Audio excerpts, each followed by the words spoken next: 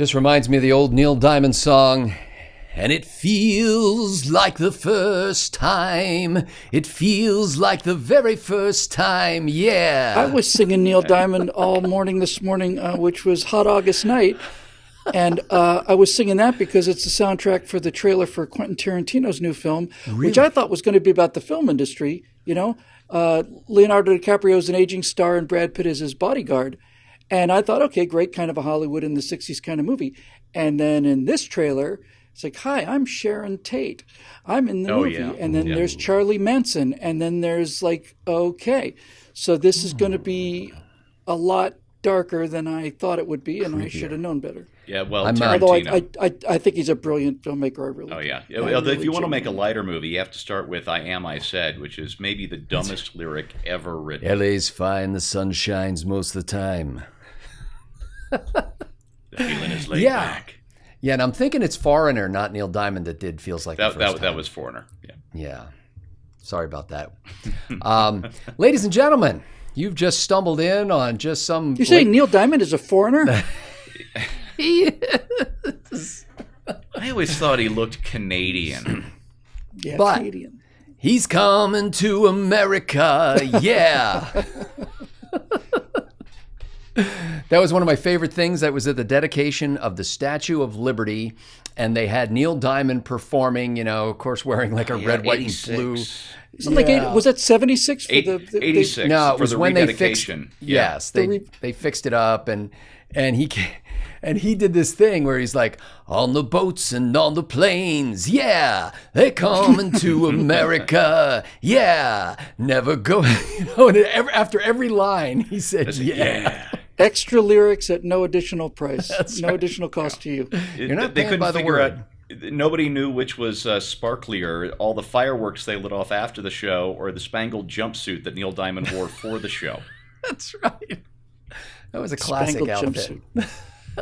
This is my ultimate aspiration in life, a spangled jumpsuit. And then when he starts, my country, 'tis of thee, yeah, sweet land of liberty. Yeah, give me a C, a bouncy C. Oh, ladies and gentlemen, in case you have stumbled in here and remained even after all this, this is we're just really having a meeting, although it may seem at this point like some sort of really cheesy frat party. This is the whole idea. Bill Whittle is the guy in the blue shirt that says Florida. Florida. This is Florida. Florida Gators. Some sort of an orange I am domed Florida object man. there. It's about time we revealed my hidden identity. The sun never sets on the Florida Empire. And then Stephen Green is actually up to his eyeballs in snow, apparently, in Colorado. Meanwhile, I am perspiring, stewing in my own juices here in Texas. So we are spanning the globe to bring you the constant variety of news.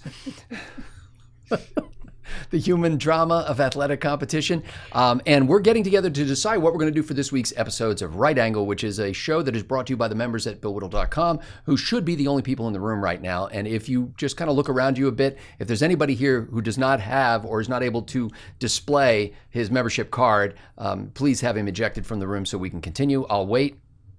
All right. Stephen Green, you're hosting the members only. We can sing the Star Spangled Banner if we want to get rid of any progressive spies that might be in here. Will they burst into flame if they try and sing along? They burst into flames. Oh, yeah, same thing with the Pledge of Allegiance or any kind of invocation. Just. I'm concerned that the sprinkler systems in all of our members' houses may not be up to code.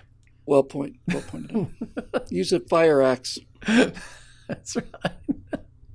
So I'm going to ask you, Stephen Green, what topics would you like to discuss this week, since you get to do not only what we used to refer to as the regular episode, but now what we call the members only episode, which we're just kind of subtly not reserving to members only.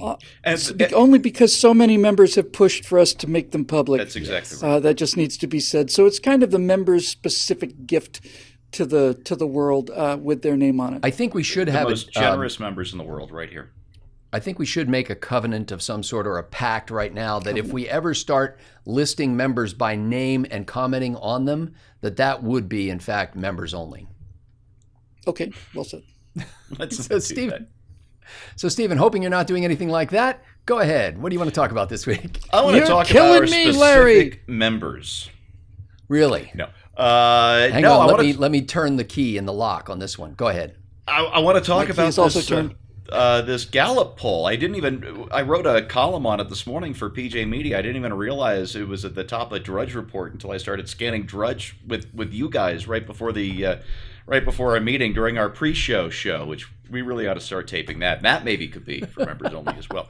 Something like 40% of Americans and 70% of registered Democrats, according to Gallup, are okay with some form of socialism here in this country. And So let me just stop you for a second there, Steve. Yeah. I want to make sure I understand. You're saying 40% of Americans, and then in addition to Americans, we're talking about Democrats as well?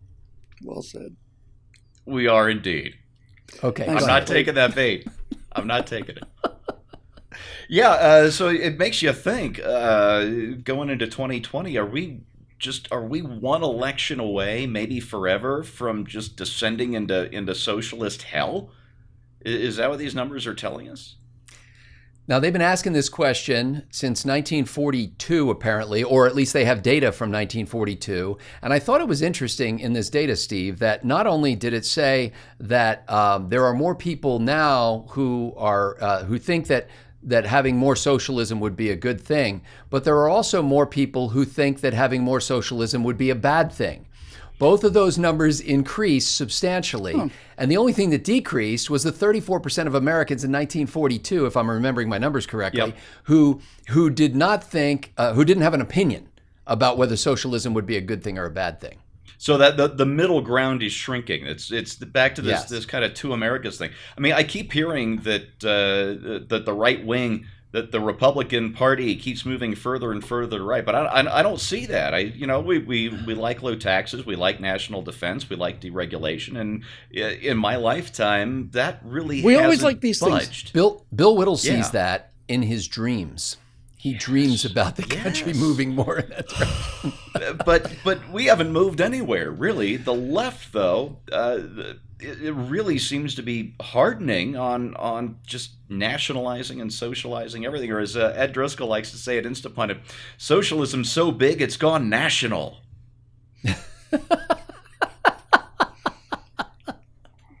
What a wag he is. Oh, yeah. Yeah, that's. I'll save most of the ammunition, I guess, for the show, but yeah, I guess I'll just save it for the show. Okay. Yeah, you might as well use it now, Bill, because once we go full socialism, you won't have any ammunition. That's right. Well, it's like, well, first of all, my first thought was some form of socialism, and I immediately relaxed because we've had some form of socialism in this country for 100 years. Yeah. So, there's that. And then secondly, the longer that we produce prosperity, the more people are going to want socialism.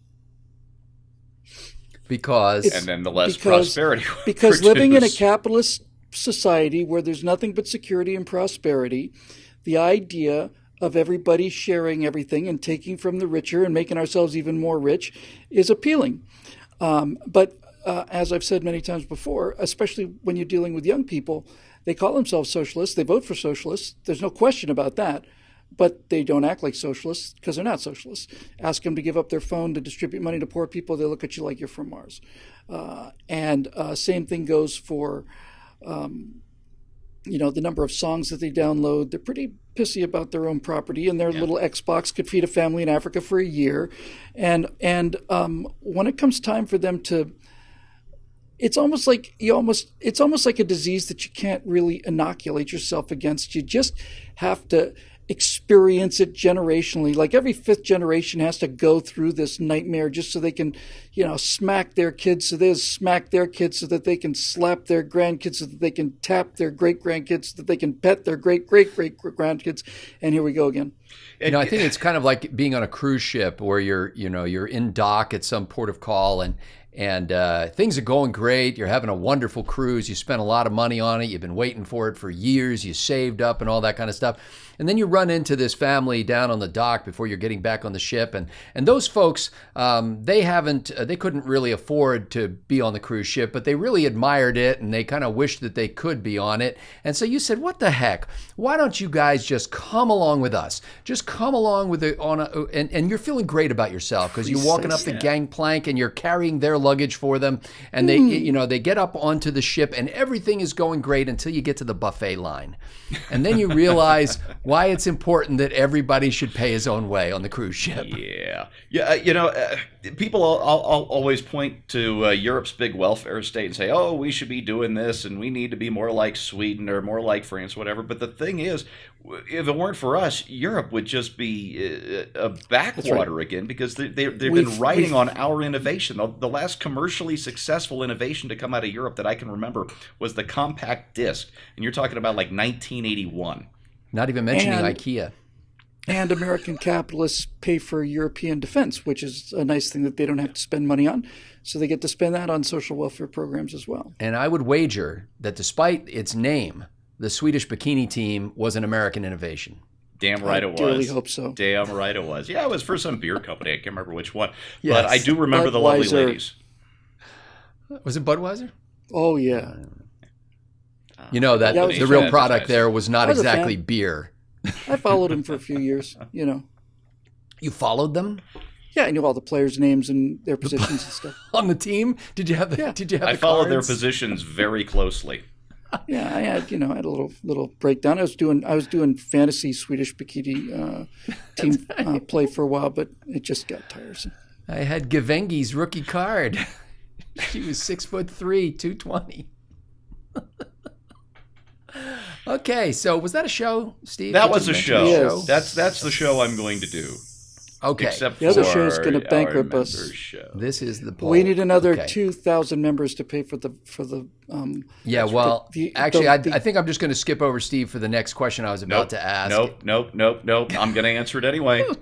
It's another lightning round. Oh yes, it is. Killing me, Larry. Artisanally hand-picked headlines just for the two of you. Steel cut. That's going to kill your throat. Yes. You can't keep doing that every 3 weeks. The growling noise is really going to. Oh, no. In me? I'm You'll a be highly talking trained like Bill professional. Whittle before you know it. No, What? I can handle it.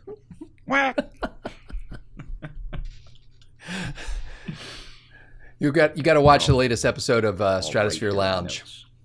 Because sometimes I feel like Bill, like you just woke up or something, and you just like you're just gonna run your fingers through your hair, and you're just like, well, here we go. It's another Stratosphere Lounge, and I was a little raspy. What time were you taping this thing? I like it better. That's why when I didn't watch the Gators last year because I was too busy and they were terrible.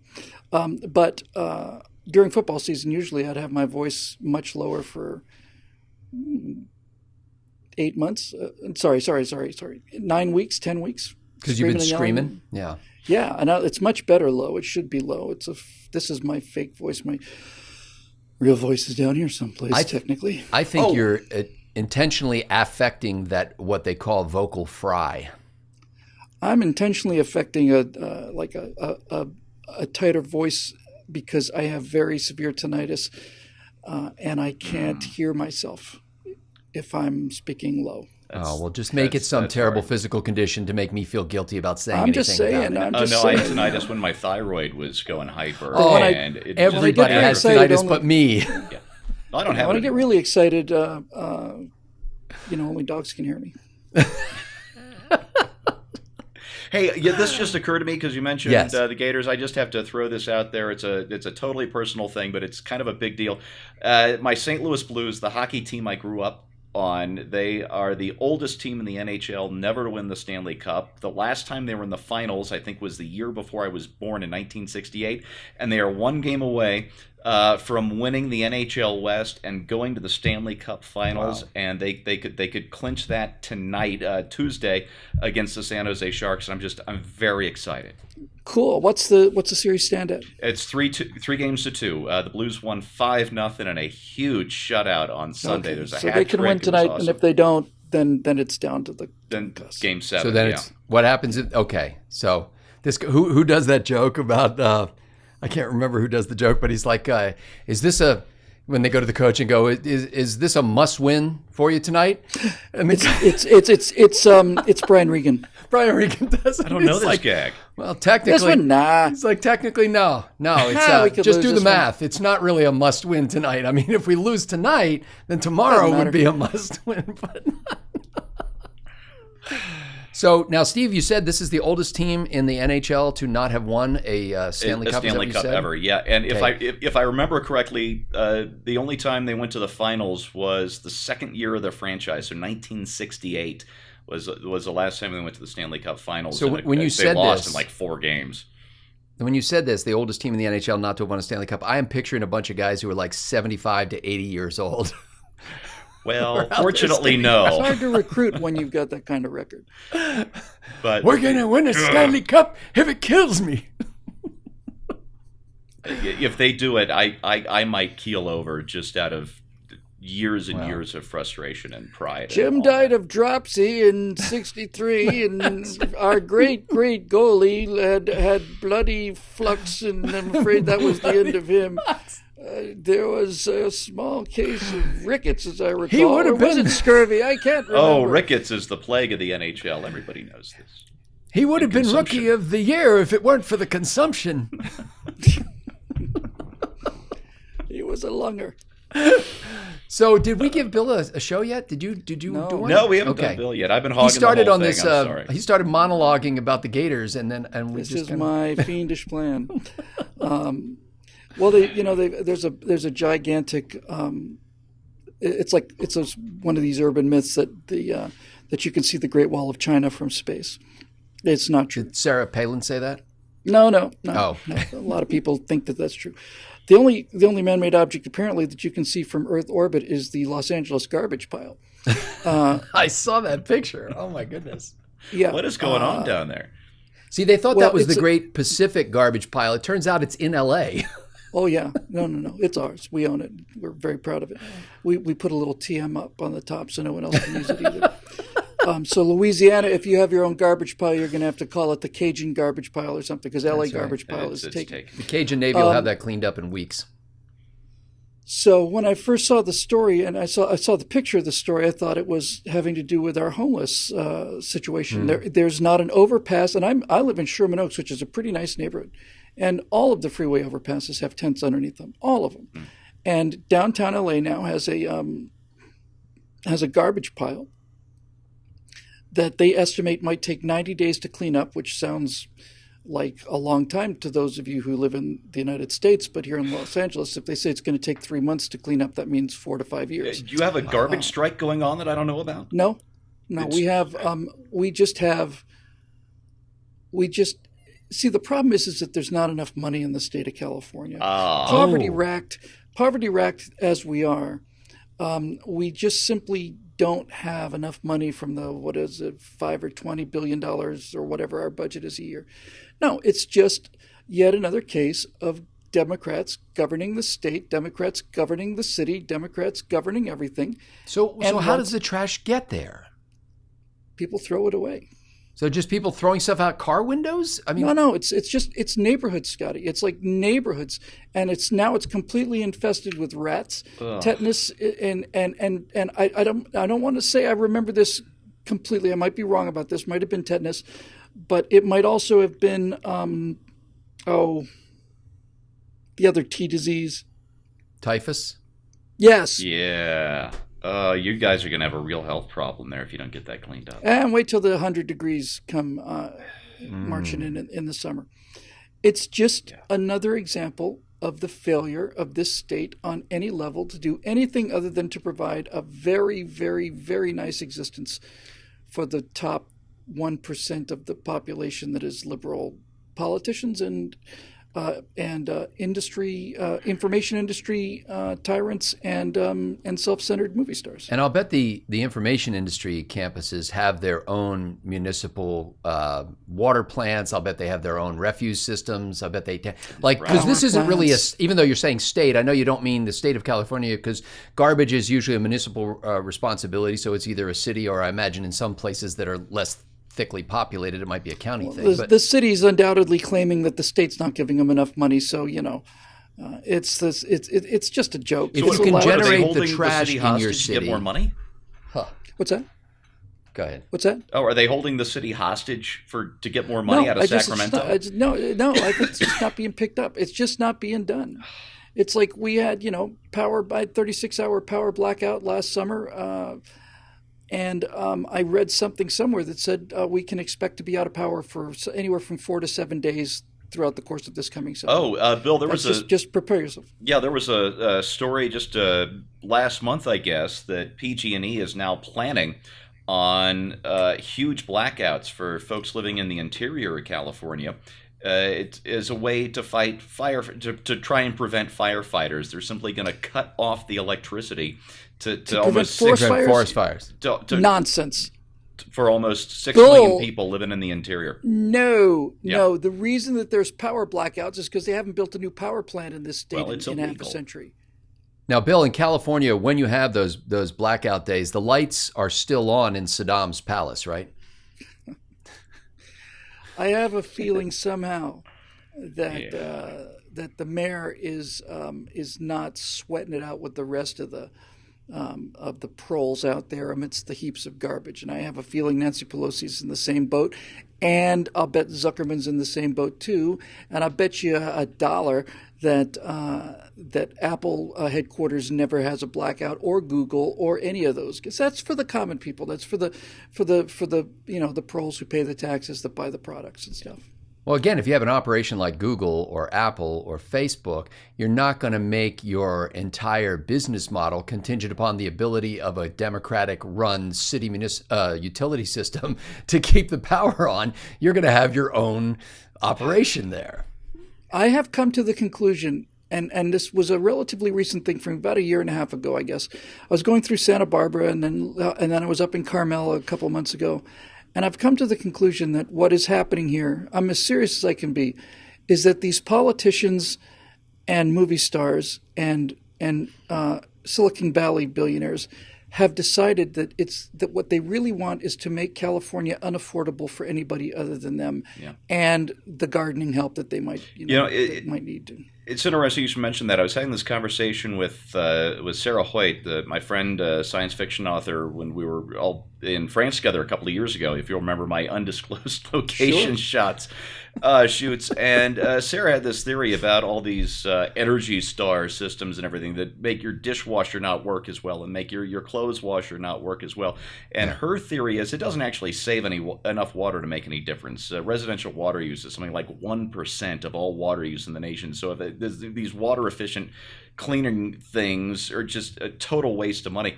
But Sarah's theory is that it's the government's way of trying to get us used to everything just being a little bit worse every year. That's correct. She's absolutely right. By the way, I heard a little Jim Bacchus there in Stephen Green. It was like, well, I was talking to my friend Sarah Hoyt, the science fiction writer, while I was in France, the south of France specifically last. Oh, that was a great trip. That was a really fun trip. And big shout out to Francis Turner for letting us stay at his place for 2 weeks. Yes. You finally paid him back for that with that plug right here on the Backstage episode. It'll be seen by literally people. I used to think that the reason why Hollywood was making so many films in places like Georgia and elsewhere around the country was because they got favorable tax breaks. It was cheaper to shoot there, and I think to quote, what was his name from the Matrix, Sam? I can't think of the guy's name. The guy who played the evil robot, cyborg kind of guy. But Agent Smith. Yeah, and I think when it comes right down to it, the reason why they're not shooting the films in Los Angeles is it's the smell. It's the stink. It seems you've been living 2 lives. That's right. Your men are already dead. Okay, so I have stalled as long as I possibly can. Do you have a topic? I do. Actually, I had several topics, but I just couldn't decide which one to go with. And this one might seem a little micro for you, but I think it may be an illustration of something that has broader implications. the District of Columbia, which is not exactly a state, not exactly not, that where Washington, D.C. is headquartered. D.C. Council is considering a pilot program to grant a group of select citizens the power to issue parking tickets. What could possibly go wrong? That is actually the next sentence in the story. Yeah. Really? Yeah, it was written in the Washington Post by somebody named Petula Dvorak, and she said, "What could possibly go wrong with that?" Right? I heard anecdotally, and that's why I'm not running it as a story. I haven't been able to get any kind of source on it yet.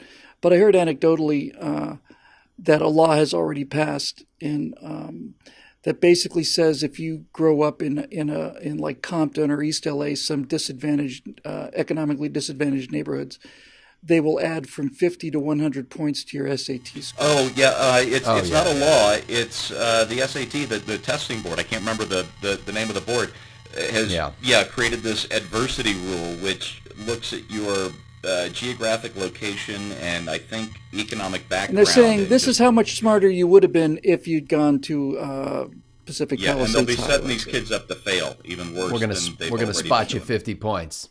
Now that said, I think that the whole SAT industry is a scam. So not just because of my poor scores. Universities are over. Yeah. Well, just the idea that somehow through that sort of indicator, that a university could go, well, yeah, he got 1670 on his SATs or whatever. I'm sure he'll be a successful student. Go ahead. I'm sorry. Is it 800 and 800? Well, it used to be. Now there are 3 sections because they have 3 sections now. There's an essay section now. No, they used to be, but it used to be 800. 800, right? yeah, 1600. I remember that because I remember clearly I scored an 801. I got 800 on the English and I got 1 on the math.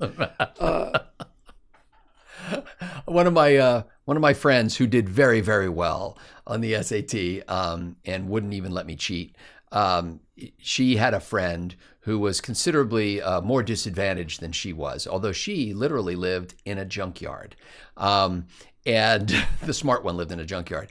And her friend came up to her and said, "Hey, I just got these SAT scores back, and I'm not sure whether this is a good score or not." She said, "I got 750." And my friend said, "English or math?" She's like, "No, it's total." Not a great. Not a great score. Whatever it was like it was a little worse than you'd get if you had spelled your name correctly. I don't remember mine. I want to say it was 1460, but I know for an absolute fact I got an 800 on the English. Yeah. Holy cow! I've never gotten an 800 on anything. So anyway, in addition to the deal with Washington D.C., there are other places that are kind of going with some vigilante law enforcement ideas. In California, you can get an app that will offer you a $5 bounty if you snap the photo and license plates of people who are texting and driving. Oh, boy. And in New York, so exactly how do you capture that picture? Like while you're... By texting and driving. Exactly. Seriously, yes. Seriously, that's just... I guess if you're standing by the side of the street. This is a parody story, surely. No, I wrote it up on not a parody, and stop week. calling me Shirley. Yeah, this is, and then also in New York, vigilant citizens can get a 25% cut of the tickets they issue for vehicles that they catch idling. Apparently, you're not allowed to just idle. Yes, I've got a great gag. You can't just pull over and keep the engine running. You've got to turn it off. Yeah, it's a big deal. How much do you get for turning your parents in? That's right. Ooh, my parents get to go to summer camp. You get paid in those special Orwell bucks. But anyway, I just thought that would be an interesting story because on the one hand, we even Bill, I think you have suggested in the past, somebody had asked you maybe on a Stratosphere Lounge episode about citizen militias and our ability, like what role does an individual citizen have in enforcing the law? And here we have local municipalities who are basically saying, look, we can't be everywhere at once, so let's employ our own citizens to police their own cities. And what could go wrong? What could be wrong? That is an interesting discussion right there, because I looking back on it, I can't imagine I ever said that. But if I did, what I meant to say is citizens have a responsibility to prevent crime, but that's not the same thing as enforcing the law. Preventing crime and enforcing the law are not the same thing. They're to prevent tyranny, not to help enforce little petty bureaucratic. Ugh. Before we record this episode, I'm going to make a call to my friends at Media Matters and see what kind of video I can pull up on you talking about that. They've transcribed every show, and so we could do a little LexisNexis search on that. Yeah. You might think this is water or coffee. It's Victory Gin. So we will look into those matters during this week's episodes of Right Angle, and we are continue to be grateful for the people who have contributed to this enterprise and continue to do so in growing numbers. I have been particularly grateful to those people. Like the website, by the way, guys, the website has not had any major meltdowns recently, so I'm feeling really good about that. And Scottos is to whom Scott is to be applauded, or what? Never mind, that sentence made no sense. Nevertheless, you understand where I was going with it. Yes. It was a moving preposition. So anyway, but we have periodically had to turn on and off the fancy comment system and substitute a plain comment system because for whatever reason, it's just like, you know when you meet a beautiful person, I'm just going to say person. When you meet a beautiful person and you think, wow, that person is beautiful. I would like to be with that person. There should be a voice in the back of your head that says, she's an axe murderer. Or mine says, she's an actress. So no matter how good things get, there's always something. So this beautiful comment system that we use that's really cool, and you can upvote people's comments and respond to them in like 10 layers of threaded discussion, and you can delete your comments ad infinitum, and you can edit comments for eternity or as long as we both shall live. All of that. But for whatever reason, this gizmo does this thing where it overwhelms the server with these things called AJAX requests, which are what allows the comments to refresh without reloading the page. So, you'll just see the comment appear without having to do the whole page reload thing. In any case, so I'm working with the web host. I'm working with the maker of the gizmo that does that. And I'm grateful to the patience. And not only that, the troubleshooting, Bill. We have people who've been filling out reports, all the bug reports. We have a bug report system. If you go to the FAQ link, and people have been submitting bug reports and they say, hey, I noticed this. Or when they see that I am grappling with something or trying to troubleshoot something, some of them have some tech savvy and they'll be like, hey, have you tried this? Have you thought about that? And so it's really cool. So there really is I know you don't want me to use the C word on this show, but there really is kind of a community in this entity of people who help each other, encourage one another, sort of sharpen each other's ability to think through issues and to talk about things in ways that are engaging. So it's been a lot of fun to be part of this, and I'm grateful for y'all. Go ahead. Did you try turning off the power and then turning it back on again? That's my bug report. I fill out every single one of them. Initially, it's my same reply to everything. At first, it was because I got this mug caught in the cup holder, and so the cup holder that pops out of the computer. Yes. Yeah. Yes. Exactly. There's a joke from 1987. Yeah, that's right. You can't even do that anymore. So anyway, thanks to you folks. If you're just like hanging out with somebody, having a pajama party and doing a binge watch of these episodes, and you're not yet a member, we invite you to become so by going to BillWhittle.com and clicking that Become a Member link. And if you are one of those members, feel free to share that link with other people. Let them know that you're having fun and you'd like them to join you. So for Bill Whittle and Stephen Green, that's this week's episode of Backstage. We're going to get about recording these right angles. Thanks to the members at BillWhittle.com for making it possible.